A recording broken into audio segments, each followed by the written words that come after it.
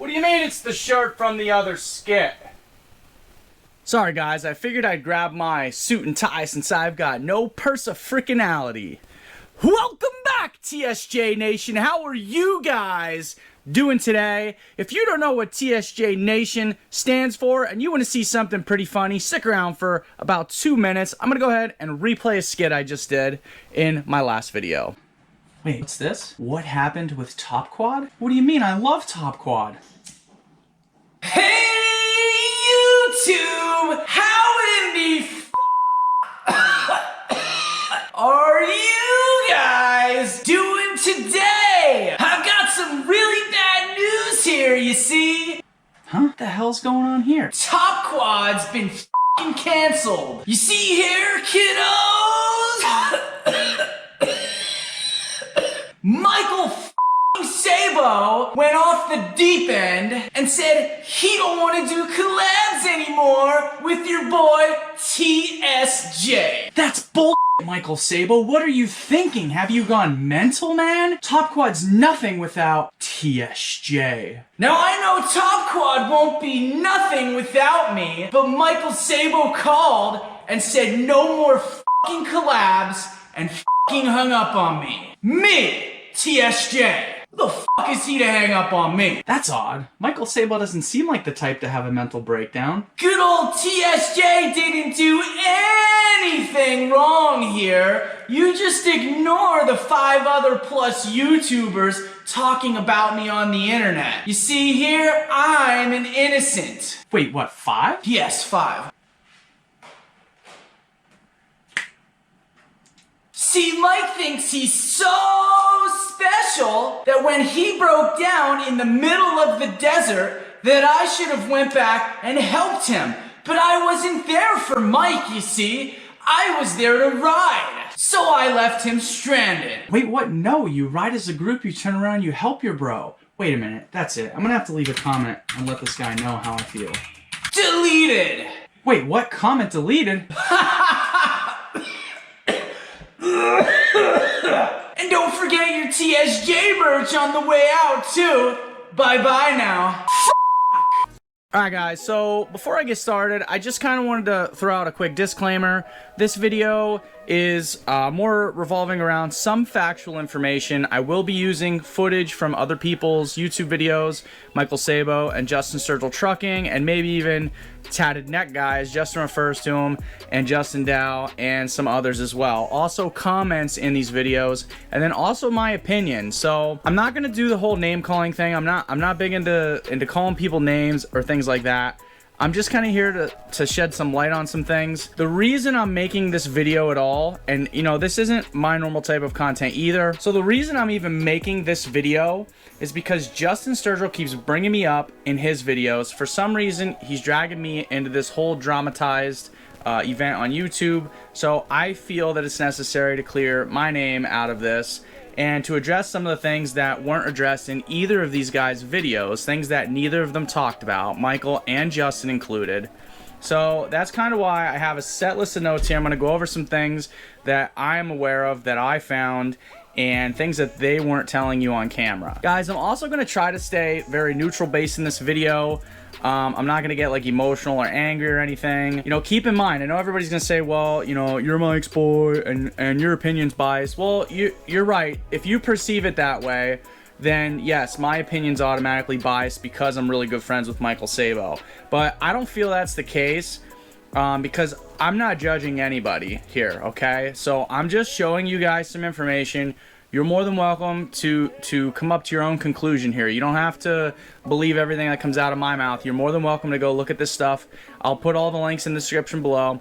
So you guys have the freedom and will to do as you please, you know? So keep that in mind here. Alright guys, so I want to start off by giving you some background between me and Michael Sabo and why I feel that I'm kind of getting drug in the middle of this thing. So me and Mike Sabo go way back, probably 3.5 years at this point. A lot of you guys know we started doing the Banshee series together, and it really took off on YouTube. We started getting, you know, tons of views. We helped host a drag racing ATV event that they did snowmobiles and ATVs at the Pocono Raceway. I think it was at the end of 2019. It was like October 2019, and I mean, that thing was incredible. But me and Mike spent the whole spring and summer working on these Banshees to get them ready to go. And I'll tell you, me and Mike have a very good friendship off camera. So you guys don't get to see a lot of the stuff that happens off camera. Your opinions are pretty much based off of what you see on camera, you know? Me and Mike have an extremely good relationship off camera. We're actually very good friends. And even during the period of us not doing collaborations on YouTube, we still kept in touch. It wasn't like, you know, when we stopped doing collaborations that we automatically didn't talk to each other anymore. That's not what happened at all. And I'm gonna get into that in a second here. So let me back up. Late 2019, actually we'll say mid 2019. You know, I am a father of 3, okay? And this is relevant information. Now, what I'll tell you guys is I'm not big on sharing my personal life on YouTube. I don't feel like that's completely necessary for everybody on YouTube to know my personal life, but I am going to share a few details with you guys because I feel it is relevant information for the story. So I'm going to start by letting you know I'm a father of 3. I got 2 8-year-olds and I got a 2-month-old baby, newborn. So I've got my 3 kids, I am married, and I do own my own home and everything. So why is this important information? My son I do not have with my current wife. I had him with my ex. So I actually wound up going through a custody battle late 2019, right before our drag racing event. And I don't know if any of you have been through custody battles. It sucks. I'll tell you, it's a huge money suck. If anything, money and time suck. So I'm in the middle of doing all this YouTube content, trying to make my Banshee go viral with Mike, and you know, it keeps breaking down over and over and over again. I keep having all these little mishaps. Studs pulling out of the head because the aluminum threads weren't that great, because it was a used set of cylinders that I got re-nickel-sealed. The head gasket sealing surface wasn't that great, so I kept blowing head gaskets out on it. I had some issues with a warped head and domes, so I wound up going with a different type of head. I went with the NOS head, actually. So I had all these issues. Then me and Mike were out here racing one day. We didn't catch any of this on camera, or else it would have made an awesome video, guys. What happened was we were out here racing and you know, just dinking around, and what happened, I had just got everything fixed on it. There was no more overheating issues or anything. And I go down to A&A Auto here, the local A&A Auto, and I'm not trying to bash them in any way, shape, or form, but their employee had no idea. They sold me 96 octane VP fuel and told me it was 110. Now, I didn't know that C9 was 96 octane. So I pre-mixed it, 36 to 1 with my Klotz premix oil. Put that in. Me and Mike are out here dinking around.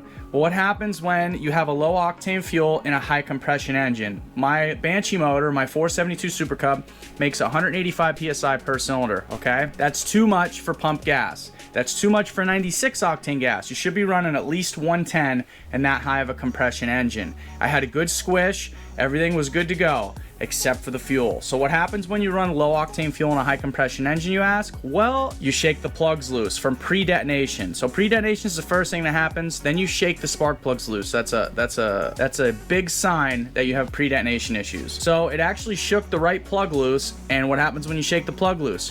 Well, you suck in a ton of air. So I sucked in a ton of air. I actually melted down half the piston. I have the piston sitting in the box over there. So I melted down the right piston. Half of the front of it was gone, okay? And it's out the exhaust somewhere into the atmosphere. So we were 3 weeks before the ATV event that we were helping co-host together. And I'll tell you, I worked my butt off. So not only am I in the middle of this custody battle, right, which was a month before the ATV event. So I've got all these lawyer fees, court costs, all this other stuff. And then I've got the Banshee breaking down that I've also got to pay for on top of my regular life here, right? So it was a lot. It took a lot out of me, financially, mentally, and it was very, very draining. I worked my butt off, got the Banshee running 3 days before the event. I ran it for 30 seconds. I actually have a video clip of it, and then it literally just randomly died.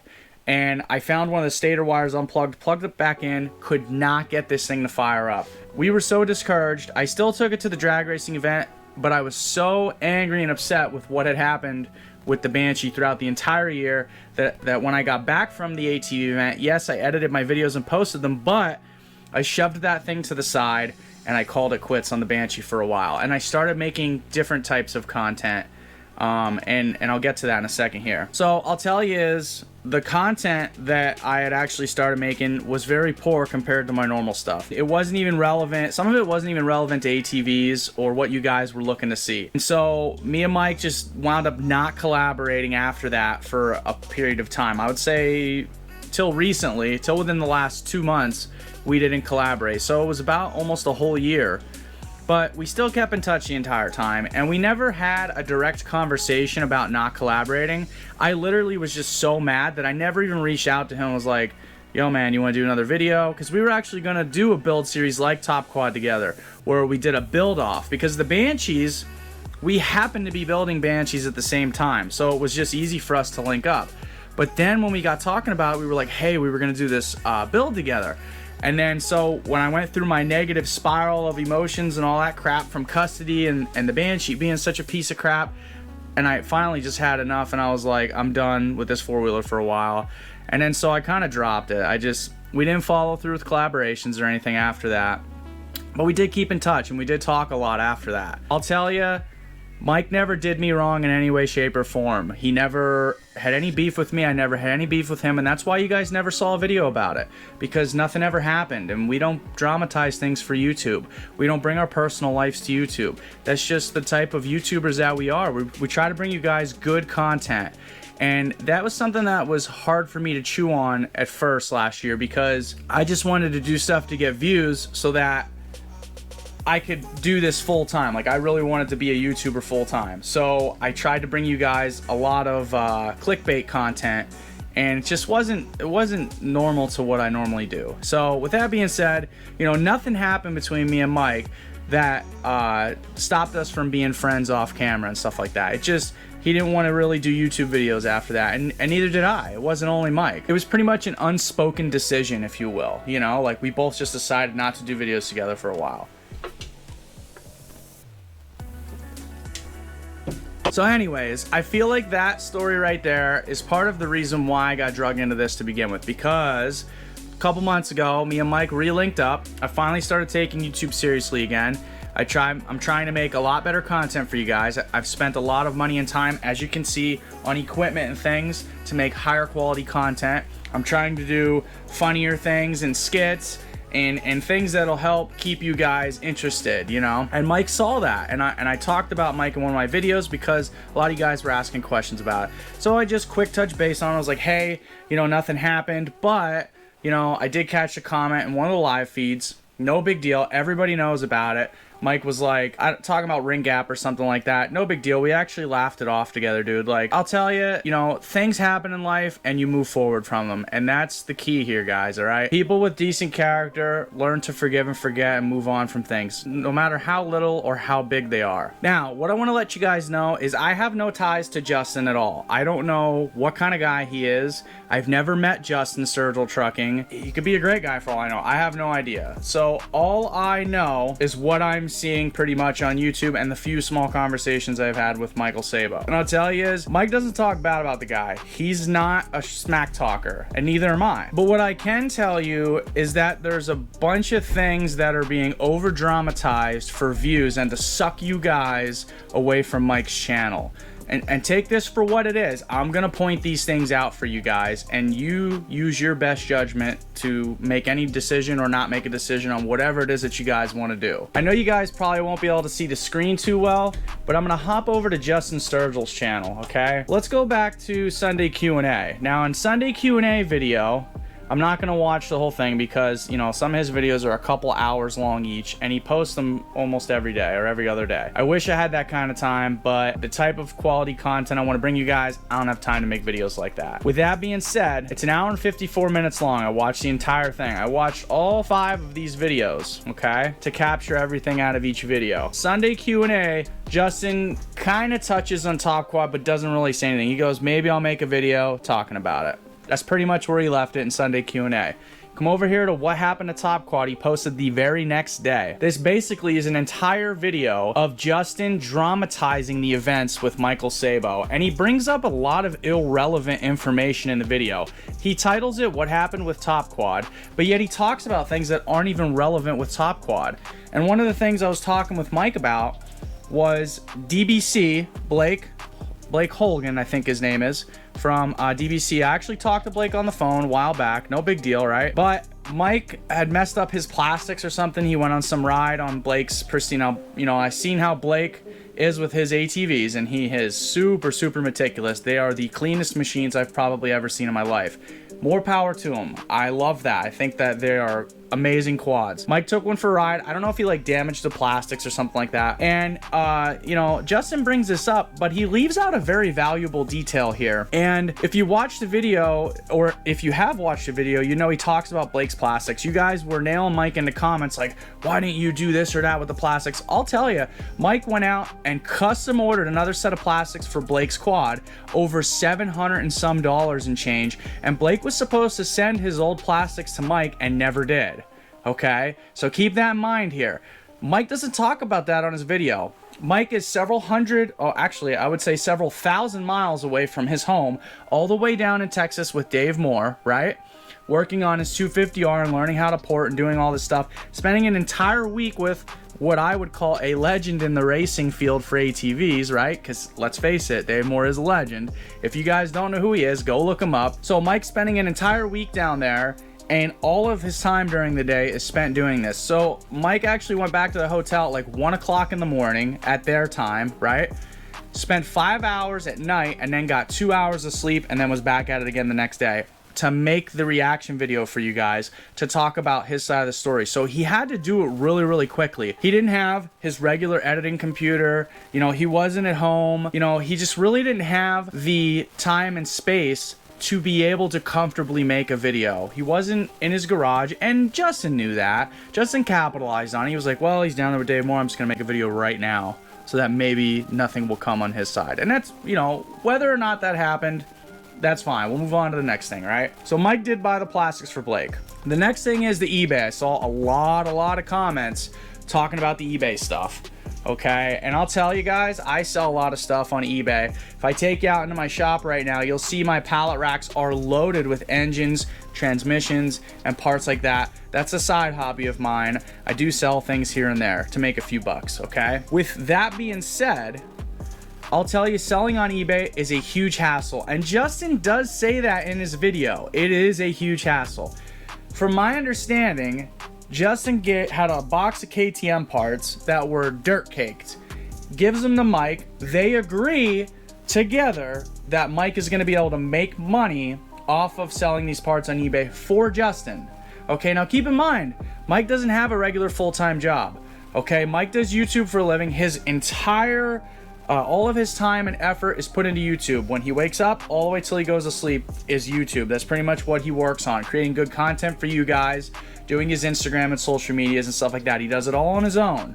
He doesn't have anybody else to handle any of that stuff. So he offers to do this for Justin just to make some of the money for himself, okay? They agreed on that before Mike even took the parts. So the fact that Justin tries to play this off as if, you know, and he says, I don't know, somebody else commented on it, and he talks about their, I think it was Blake and somebody else, and they said, you know, that's effed up. You know, if he sold those parts for you and you guys were friends, that he shouldn't ask for anything. Well, no, dude, you should help support Mike's business. And if you're a good friend, you make sure you pay your friend for their time and effort, especially when they're trying to save up and get their own place and stuff like that. Like, Mike doesn't have $1 million. He works a lot with sponsors and big companies and stuff to get a lot of the stuff that he has, because YouTube doesn't pay at the level that these guys are. YouTube doesn't pay, you know, heaps of cash for you to make a living off of. So they try to make it work with what they can. So be a little understanding of that. And this was a pre-agreement. And before Mike sent the box back to Justin, he said, I'm going to take 50% of the profit. Not the entire amount, just the profit. Okay, so you got the box supplies, the bubble wrap, the tape, Mike's time to clean the parts, post the parts on eBay, use all of his accounts, answer messages, and go through all of this stuff, takes them to the post office, ships them, things like that, and then basically just wants 50% of the profit. And Justin, I don't know if he thought that was messed up or not. He kind of went back and forth on it. So I have no idea where he stands with that. I'm going to tell you is, if that was me, 50%, actually 45 to 55, somewhere in that general area, eBay stores charge to sell stuff for people. Okay?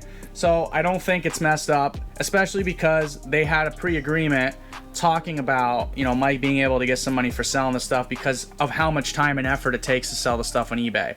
Had the initial agreement been Mike was going to do it for nothing, then fine. Yeah, it would have been messed up if Mike took the money. But the pre-agreement was, I'm going to give you money for making sure you sell the stuff. I think what Mike did really wasn't off the deep end like Justin talks about. That's just my opinion, though. So Justin goes on to talk about some other stuff. He says, you know, if you're going to do collabs with Michael Sabo, here's how it's going to be. Mike broke down for 7 hours. Me and my wife were pissed, but I'm like, it's whatever. And I'm like, no, dude. Like, when I did collabs with Michael Sabo, Mike's stuff always ran great, and my stuff always broke. And I'll tell you, I'm an engine builder, guys. I build all kinds of stuff. If you guys didn't see some of my earlier vids, when I first started YouTube, I had a 9-second Fox Body Mustang with a stock LS 5.3 out of a 2001 Silverado. It went 9s, right? I had like $25,000 wrapped up in this car. It looked like a pile of crap. It was definitely a sleeper. I built the thing, but it took a lot of work to get that to 9 seconds. A lot of breakdowns, right? And a lot of fine tuning. And that's with anything. The more horsepower you build, the more problems there are. Any real builder will tell you that. Reliability and performance, that's what you're doing. You're sacrificing reliability to gain performance. So all these high horsepower builds they're doing, they're usually not very reliable. With that being said, also another piece of information I'm aware of is Mike was waiting on suspension components, right? And Mike, correct me if I'm wrong in the comments below, but you were waiting on suspension components, and there was some whole ordeal going on there with suspension that it was like the day of that he got the suspension, got it tossed on, and was able to start driving out for the top quad stuff. So he literally had no time to test this quad. So when he got it out there, I'm not sure what issues he had out at the top quad event. We didn't talk about that, but I just know there was some issues with it earlier on. I know he's having idle issues with it still to this day, where he's fine-tuning the timing and stuff like that on it, but you know, you put this thing together, you don't have any test time on it. What do you expect, man? You got to work the bugs and kinks out of this stuff, especially when you get a box of parts and turn it into something that runs and drives. Justin doesn't do that. Justin buys engines from DBC and Dave Moore, and then buys aftermarket parts and just puts it all together. It's easy to put a couple bolts in. Try building an entire engine with, you know, valve clearances and tolerances and squish band and piston to bore clearance and end of the rod play and bearing tolerances and sealants and like all this other stuff. These meticulous 1,000, 10,000 things that gotta go together to create this engine. I don't understand why you think it's okay to be so disrespectful to somebody when they work their freaking ass off and then you just slap something together, and because it runs that day, you're like, oh yeah, I'm pissed because his didn't run. Well, sorry bro, but some of us build our stuff, and some of us don't have $15,000, $20,000 to pay a company to build an engine for us, okay? So we look to do things on a budget. And I can tell you, me being a father of 3, I gotta work on a budget. I can't afford to spend every penny I have working on ATVs and cars. I gotta find any way I can to gain an edge on financials with those. So that's why I use things like a stock bottom end if I gotta. And I'll tell you, my stock bottom end ran for 3 years, right? Because I did a couple little secret things to it to make it last that long. And yes, I may have had a ton of issues with the Banshee, but that's because I used some used parts, got them refurbished, right? And then I wound up working my way up to some new parts over a couple years' time.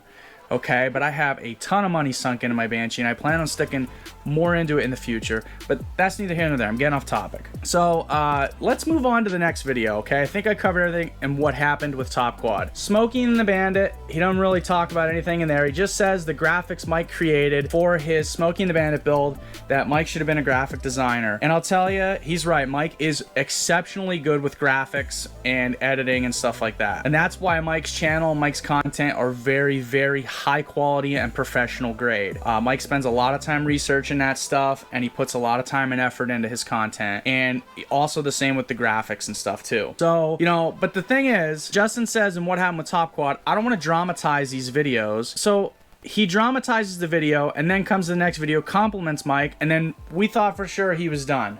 We were like, all right, cool, we're moving on from this now, right? So Mike had already made his reaction video. You've got 6 days ago, 4 days ago. And on the 5th day, Mike made his reaction video. Justin makes this video. We thought we were done. We didn't want no more beef. Then he makes the next video. I was a proud dad today. Let me tell you about this. I can talk about this because I'm a dad of 3, right? If I made a video and used my son to get you guys to click on it like that, and I put the title as I was a proud dad today, that's all I would be talking about. I would be talking about my kid on his quad, and he does start off talking about, you know, his kid on the quad and stuff like that. And then, you know, as we get 20 minutes into the video, he starts going back on these negative rants again. And he's smack talking everybody. He brings up a bunch of people in this video. Several times throughout the video, he says, you know, none of us have personalities. We all have a suit and tie, which is my favorite part of the video. That's why I made sure to get the suit and tie on for you guys. He talks about Pete Hager. He says, you know, Pete doesn't want to get involved in any of the controversy. Well, who are you to speak for Pete?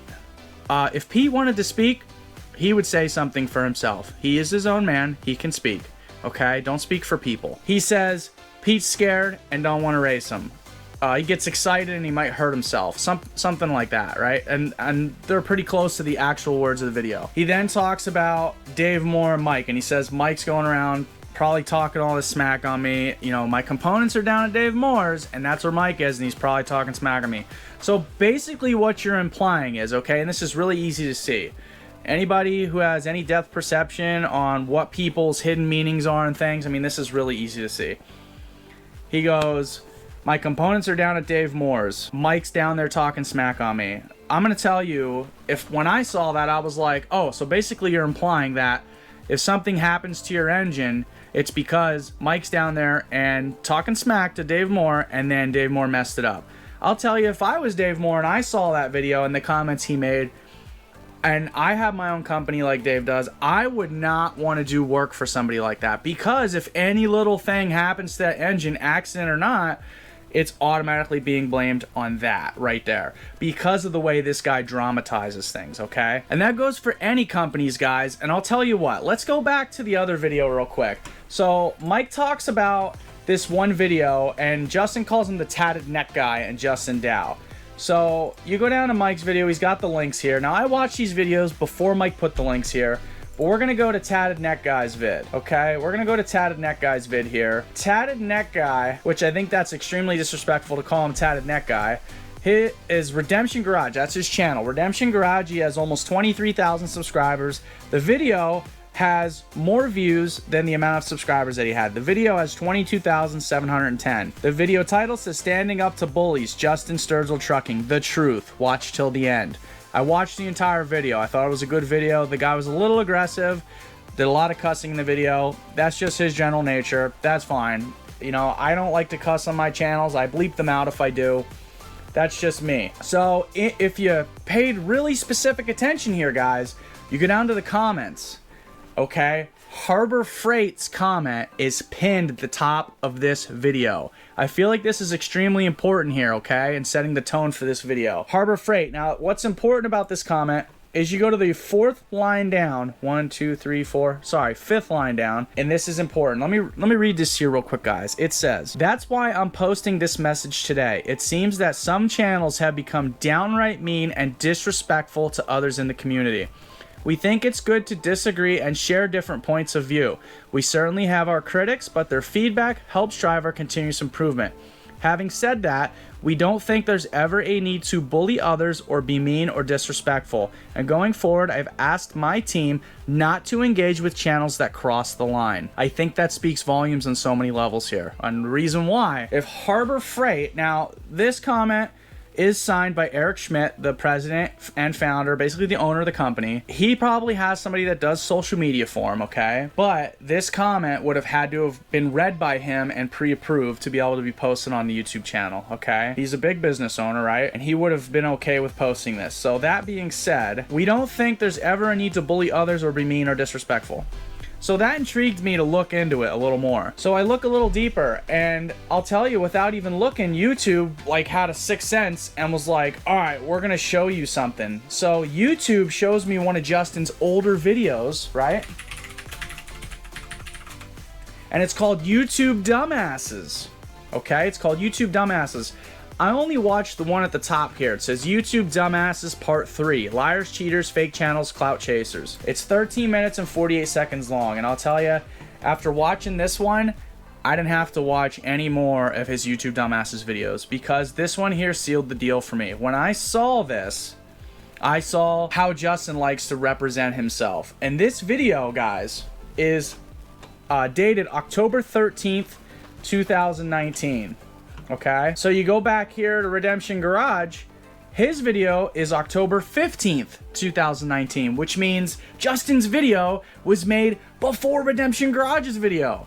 And that's because Justin is attacking these guys, and this guy decides to stand up for himself against Justin. So we go back to Justin's video, and I'll tell you, you know, he opens it up, normal intro, and then he literally just starts bashing these guys. And he's bringing up these guys' personal lives. Like, he's talking about this guy and his kid. I think it was Justin Dow. And he's talking about some mental breakdown or stabbing him in his sleep or something like that. And criminal records. He's talking about these guys' criminal records. And all I'm thinking the entire time is, number one, who the f*** are you to judge people? You're not God, dude. Like, what gives you the right to drag these people through the dirt? Because you're jealous that you didn't get the opportunity to do the tools with Harbor Freight that these guys did? Like, seriously, man, this really takes it to a whole nother level. And, you know, at some point in the future, maybe I will watch the other two parts just to see what he's saying. But this one was enough for me. When I saw this, I was like, dude, this is not cool. Like, you don't do this to people, okay? And maybe that's, you know, Justin's whole thing on YouTube. He likes to dramatize things or whatever. But there's just certain lines you don't cross. And number one is, you don't bring people's family into it, okay? You want to attack dude because he got a tool sponsorship that you did not, fine. But number one, you leave the kids out of it. You leave his freaking family out of the video. You don't talk about a man's family, okay?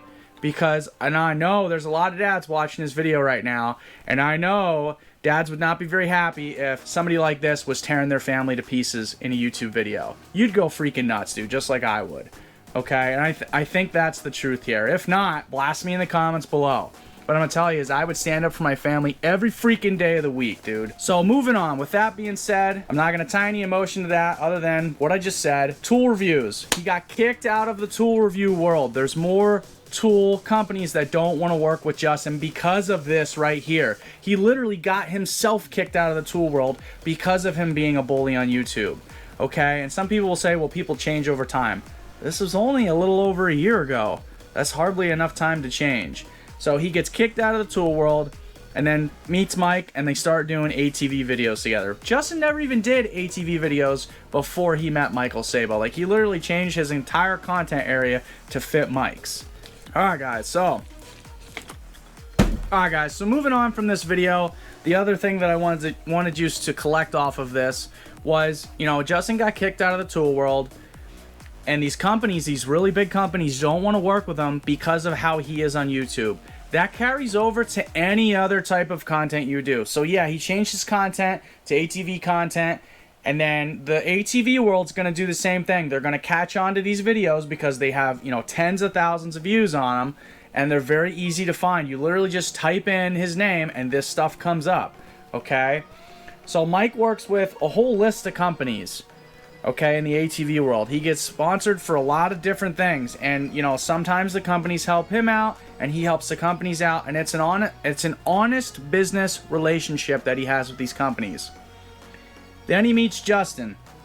Do you think these people in the ATV industry, these companies, are going to work with a guy that does that? If the tool world does not want to work with the guy, do you think the companies in the ATV industry are going to want to work with this guy? And I can tell you is, no, they're not. So there's a lot of details in this entire situation that aren't being shared on camera. And Mike does specifically say in his video, these are the reasons I'm using to not do collabs with Justin anymore. That doesn't mean they're the only reasons. That means those are the reasons he chose to bring to light to Justin. And he tried to be honest and keep it off camera and keep it more personal between him and Justin. It wasn't like Mike could go drive 6 hours to have this conversation with Justin, okay? Mike called him up and was like, hey man, here's how I feel about this. So I'll tell you is, a lot of you guys were like, hey, Mike should talk about these things to Justin when they happened. And Justin says it in his video too, okay? Justin does say it in his video. He says, you know, Mike should talk to me. I had a conversation with Mike also saying the same thing. I'm like, you gotta voice yourself, man. You gotta, if you feel a certain type of way about something, you gotta talk about it.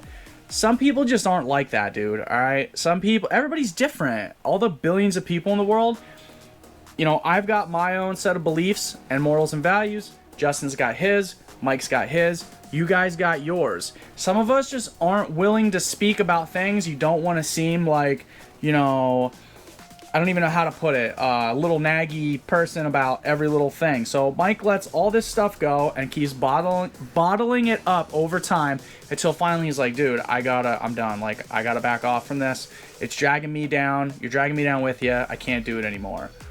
So I commend Mike for finally standing up for himself. You know, we did have the talk that he should definitely talk about things, and, you know, he'll back me up on that. It was a great conversation, honestly. And that is the one thing I agreed with Justin on, was that he should have definitely talked to him about it beforehand. But Justin makes it very clear in his videos that he doesn't give a crap what people think, say, or do. So I don't think that necessarily talking to him would have done anything to begin with. And, you know, I'm all about teaching things. I really feel like, you know, me being a dad of 3, you know, I like to teach. I like to show people things. I do it in my videos. I do it in everyday life. It's just part of me as a person. It's ingrained in me, you know. I'm a teacher and a learner, and I like to pass on all of my knowledge to you guys and to my future generation. So I thought, you know, if he would have talked to him sooner, things could have got worked out. But watching his videos, it doesn't seem like he really cares anyways. And there was also one last thing I wanted to touch base before we close out this video. Justin does say in his videos, I think this whole thing is being misunderstood. Well, dude, I don't know how old you are. I'm assuming you're somewhere in your 40s, right? With your big business, your gray hair like me, and then your trucking company. So I'm assuming you're somewhere in your 40s. You got to be somewhere close. He says this whole situation is misunderstood. Well, let me tell you, dude, that's a freaking cop-out. If you're 40 years old and you can't self-reflect or realize what you're doing or saying to people, that's a cop-out, and people pick up on that stuff, believe it or not. And to be honest with you guys, I watched Justin's channel drop 1,500 subscribers, I think it was, and I'm like, that's because of how he treats people, and people are catching on to it. You guys aren't dumb. You can see this stuff without me even telling you it, whether it's subconsciously or consciously. A lot of this I don't even have to say, but I'm saying it because it's bothering me and I want to clear the name. Okay, I want to clear my name. I feel like this whole thing with Mike and Justin could have easily been avoided if Justin just didn't take all of his personal life information to YouTube. But, you know, it's his channel. He can do what he wants. He's his own man. He can make his own decisions. And then there was one last thing I wanted to talk about, okay? And that was trademarks. And I pick up on a lot of stuff. I'm a very detailed guy. And one of the things I want to teach you guys today is, you know, don't ever mistake somebody's silence for lack of intelligence. Because just because somebody is silent about a topic or conversation or something does not mean that they are stupid, okay? So take that into consideration here. I tend to be silent on a lot of things when I don't want to take any part in it. That doesn't mean that I don't have any knowledge or experience with that. It just means that I don't want to take part in it. So trademarks, guys. Justin comments in the one video, actually a subscriber comments like, hey, you know, you own Top Quad, which for some reason Justin's claiming Top Quad is his. I don't even want to get into that argument, because the reason being, somebody says, oh, trademark Top Quad, send cease and desist letter. I already know all about trademarks, okay? If you go onto the psto.gov site for the US federal government's trademark site and type in stupid fast, you'll see that it's already trademarked. And I actually have been in conversation with the trademark owner because I wanted to own the trademark for it. And what I'll tell you is I actually have an agreement with the guy where I'm able to use it, but I can only use it on YouTube. I can't use it anywhere else. There's a lot of equation involved in this whole trademark ordeal. Number one, if your lawyer is any smart, they're going to ask you length of time that the object or thing that you're trying to trademark has been in use currently. So Top Quad, you haven't used Top Quad. Mike edited a video for you after all his videos, which I didn't look at the exact dates, but I know that Mike had a couple Top Quad videos posted before Justin did, which would show that Mike had current ownership of Top Quad and been using it previously to Justin. And Justin never used it after that. I think he had 1 or 2 videos and that was it. Mike did a whole entire series of it on his channel. You could tell that Mike kind of owned Top Quad and Justin did not, even though Justin says it's all his idea and claims it for himself. I know there's an entire group of people that would disagree with that because it was more of a group effort, not a Justin effort. And there's a bunch more details of this that I don't want to get wrapped up in. It's not my place to get wrapped up in the drama. So I just wanted to bring these details to light for you guys. Take it for what it is. I'm not doing any more videos about Justin Sturgill trucking. This is the only one I'm going to do. I'm going right back to regular content later this week. I'm going to finish up the trike build. I've got some other cool things planned. Oh, and the last thing was he said that I'm going to be in the Top Quad, or was questioning it, and then said something about me being unreliable. So yeah, I explained the entire beginning situation. I was unreliable after the custody hearing, and I took fault for that. I'm not afraid to take fault for my own character defects, guys. I was having a rough time in life. I was on a negative downward spiral, and I'm happy to share that with you guys now, but I wasn't at the time, okay? So with that being said, have I gotten an invite for Top Quad? No, I'm not on Top Quad at the moment, even though for some reason this guy thinks I am and drags me through the drama with him. But with that being said, no more videos on this guy. I'm done with this topic of conversation.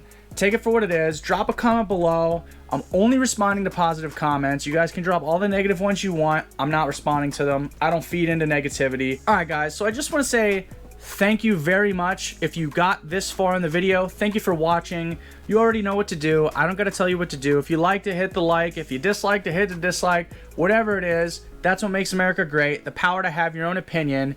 And that's it. We're moving on. Thanks for watching. See you in the next one.